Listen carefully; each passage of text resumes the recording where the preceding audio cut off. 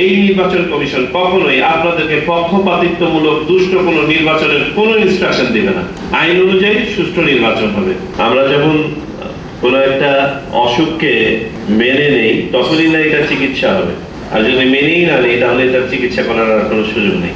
তো যেসব কারণে আমরা জুলাই অভ্যুত্থান দেখেছি তার অন্যতম প্রধান কারণ হচ্ছে দেশের নির্বাচন, ভালো নির্বাচন না থাকা।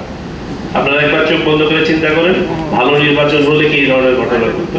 ডাক্তাররা যেরকম ভাবে কারণগুলোকে এক্সক্লুড করে, বিভিন্ন টেস্ট করতে দেয় না একজন রোগীকে পেলে, তো বলে এত টেস্ট দিচ্ছেন কেন? বলে আমার কারণগুলো এক্সক্লুড করতে হবে।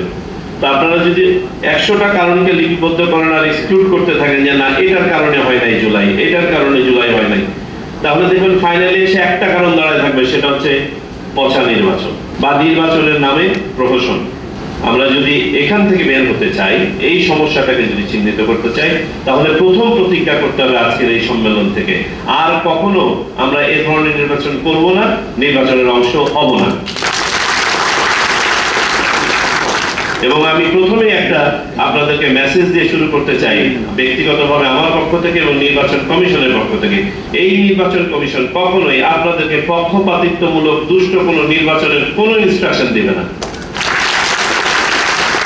আপনারা যদি স্বপ্রণোদিত হয়ে কেউ কারো অংশ হয়ে কাজ করেন, সেটাই দায়িত্ব আপনি নেবেন এবং নির্বাচন কমিশন আপনাকে কোনোভাবে কোনো প্রোটেকশন দিবে না। এটা মাথার মধ্যে রেজিস্টার করে ফেলেন। নির্বাচন কমিশনের পক্ষ থেকে কোনো চাপ, কোনো ইনস্ট্রাকশন, কোনো ধরনের ইনিবি নিয়ে কথা কিচ্ছু বলা হবে না।